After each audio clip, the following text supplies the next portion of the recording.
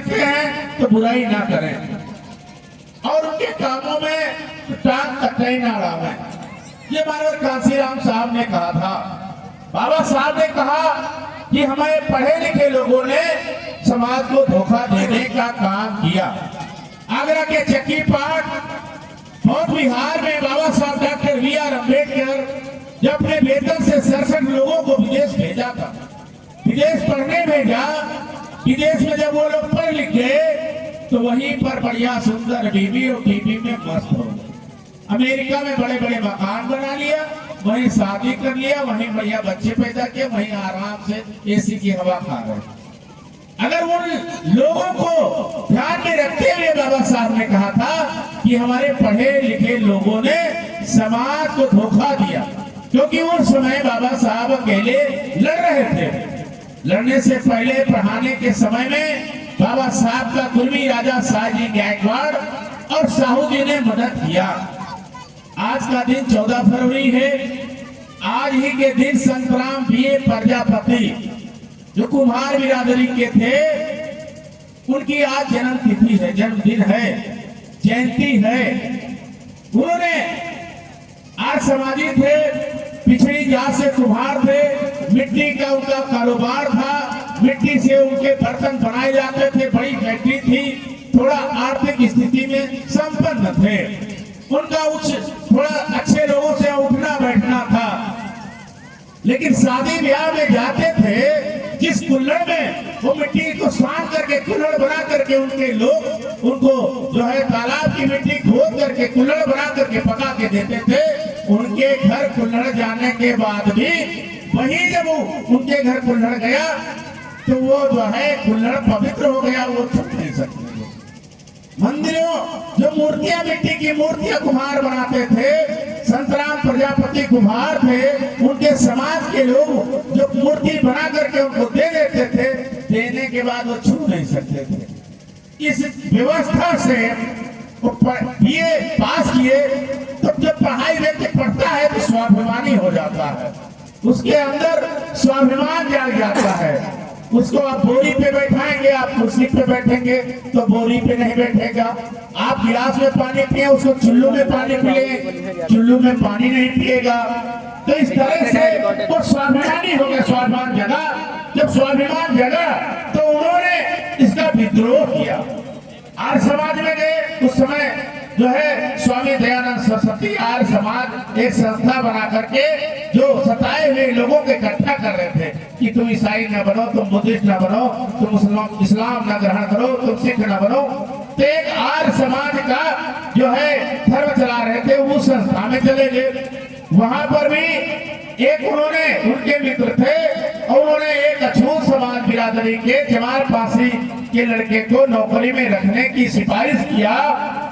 तो वहां के जो कमेटी के अध्यक्ष थे, पहले तो टाइटे बटोलते रहे, उसके बाद 2-3 बार जब सिफारिश किया तो उनसे कान में कहा, अरे कहाँ पड़े जमाना के चक्कर में, तुमका ही रसोईया में यहाँ घुसेर ली तुम्हारे कहे थे।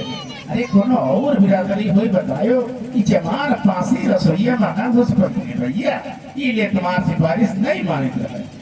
ये चीज को लेकर के जब ये चीज सुना तो ये कहे सोचने लगे, ये मंच से तो दूसरी बात कहते हैं कि सारे लोग एक हो जाओ, भाईचारा बनाओ, साथ आओ, इधर न जाओ उधर न जाओ, लेकिन पर्दे के पीछे इनका भी उद्देश्य उसी उद्देश्य से मिलता जुलता है कि चमार फांसी नटकंगन भैया ये रसोईया से बाहर रहे, ये पतरे में जो है बाहरे खाना खाए, चुल्लू में और गिलासे कुछे में पानी पिए, इसलिए वो वहां से हाथ ताली न बजाइए। दुख की बात है, यही तो बात है कि आप कोई बात अच्छी लगे या खराब लगे उसको ताली न बजाइए। ताली जब नेता आए वोट मांगे कि हमको मुख्यमंत्री बनाओ, हमको MLA बनाओ, तब उनको ताली बजाइए। इसमें सुनने की बात है, कहने करने की बात है, इतिहास की बात है।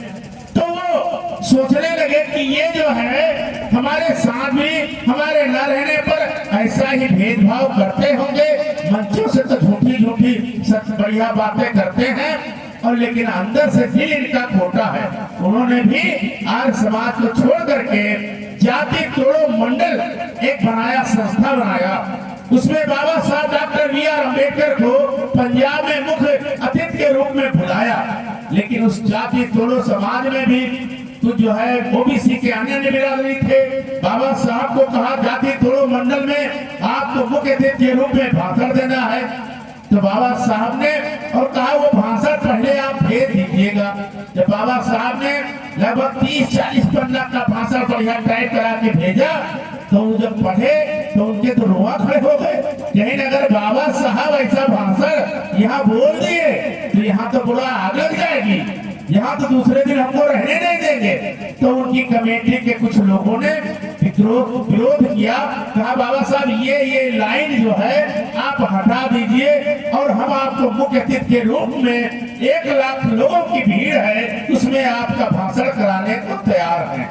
बाबा साहब ने कहा कि मैंने 17 साल लगातार शास्त्रों का अध्ययन करके आप जाति तोड़ो भाईचारा बनाओ का सम्मेलन कर रहे हैं और मैंने इसका जो है 1932 से लेकर 56 तक जो है 54 की बात है, उन्होंने कहा कि हम 17-18 साल तक के इस पर अध्ययन करके एक स्पीच तैयार किए हैं और आप कह रहे हैं ये लाइन हटा दीजिए। मैं मुख्य अतिथि बनने को तैयार नहीं हूँ, उसमें लाइन तो लाइन कामा और फुल स्टॉप हटाने को तैयार नहीं हूँ। आपको भाषण कराना हो, मेरी बात सुननी हो सुने, ना सुननी हो तो आपको धन्यवाद, आप अपना काम करें हम अपना काम करें। उसके बाद बाबा साहब नहीं गए, तो जाति तोड़ो मंडल सम्मेलन असफल हो गया। बाबा साहब दोबारा उस भाषण को किताबों में लिखने का काम किया।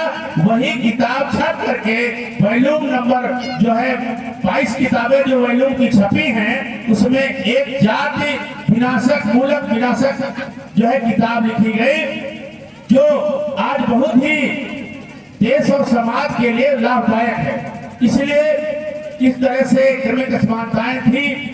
अब आप लोगों का इस कार्यक्रम का उद्देश्य ये है कि आप शिक्षा की ओर बढ़ें, नशा से भाई नौजवान साथी दूर रहें, पान मसाला बीड़ी सिगरेट को आप छोड़ें। आप लोग भी अंधविश्वास ढोंग आडंबर से दूर रहें। मुंडन जन्मदिन ये सब छठी बरहा परानावश्यक पैसा मत खर्च करें, इस पैसे को बचाएं और अपने बच्चों को पढ़ा लिखा करके डॉक्टर इंजीनियर वकील बैरिस्टर बनाएं, जिससे आपका आपके परिवार का दुख जो है क्लेश कर सके। शिक्षा वो शेरनी का दूध है जो पिएगा दहाड़ेगा। बाबा साहब ने कहा शिक्षा वो मास्टर चाबी है जो सारे समस्याओं के जो है ताले खोल सकती है, सारे समस्याओं का समाधान कर सकती है। तो आप माताएं बहनें जो आप इतने ध्यान से सुन रही हैं तो आप फिजूल खर्चों में जो अंधविश्वास होगा नंबर में जो है पैसा खर्च करती है उस पैसे को बचाएं। और नौजवान साथी बुजुर्ग साथी जो पान मसाला बीड़ी सिगरेट पीते हैं ये भी दोनों तरफ से पैसा बचे। एक जेब इधर है, आप जब पैसा बचाएंगे ये जेब भर जाएगी और ये जेब बचाएंगे ये जेब भर जाएगी। जब दोनों जेब भर जाएंगी तो आप दूध दही घी इस जेब से निकालिए तो दूध दही घी मंगाइए, इस जेब से निकाले कलम कापी किताब और कपड़ा पेंसिल मंगाइए, इधर से बच्चों को पढ़ाइए और दारू के पैसे से बच्चों को पढ़ा दीजिए। और आप अपने बच्चे से जो है अपने अंधविश्वास के पैसे से अपने पति को बढ़िया आधा लीटर दूध रोज पिलाइए, बच्चों को दूध पिलाइए और सास को पिलाइए, ससुर को पिलाइए। और जो बुढ़ाने और मरने के बाद तो वो पूरी प्रॉपर्टी जो है अपनी बहुरिया को दे के जाएंगे।